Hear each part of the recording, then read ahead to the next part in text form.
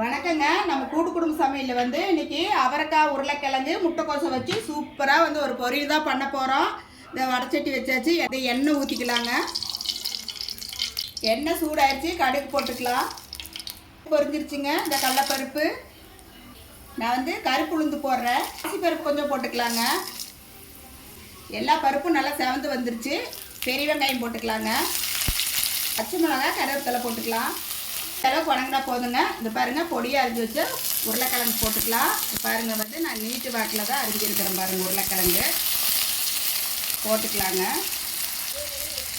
அவரைக்காயும் பாருங்கள், இந்த மாதிரி நீட்டு வாக்கில் அரிஞ்சிருக்கிறேன். எல்லாம் கழுவி சுத்தம் பண்ணி வச்சுருக்கிறேன். இதையும் போட்டுக்கலாம். முட்டைக்கோசு பாருங்கள், இந்த மாதிரி அரிஞ்சு வச்சுருக்கிறேன். இது நீல வாக்கில் தான் அரிஞ்சிருக்கிறேன். இதையும் போட்டுக்கலாம். வணக்கிக்கலாங்க. தண்ணியெல்லாம் ஊற்றக்கூடாது. இந்த காயிலே தண்ணி விட்டு வரும். நாங்கள் எங்கள் வீட்டில் எப்போவுமே நாங்கள் இந்த மாதிரி தான் செய்வோம். எங்கள் வீட்டுக்கு உரம்புறையெல்லாம் வந்தாங்கன்னா இந்த மாதிரி எல்லா காயும் போட்டு மொத்தமாக நாங்கள் பொரியல் வச்சுருவோம். 2 காய் 3 காய் 4 காய் போட்டு வச்சுருவோம். இதுக்கு தேவையான உப்பு போட்டுக்கலாங்க. இந்த மஞ்சத்தூள் போட்டுக்கலாங்க. இதுக்கு நம்ம கொஞ்சம் சாம்பார் தூள் போட்டுக்கலாங்க. வீட்டில் எடுத்து சாம்பார் பொடி போட்டுக்கலாம். பச்சை மிளகாய் போட்டிருக்குறோம், சாம்பார் தூள் போட்டிருக்குறோம்.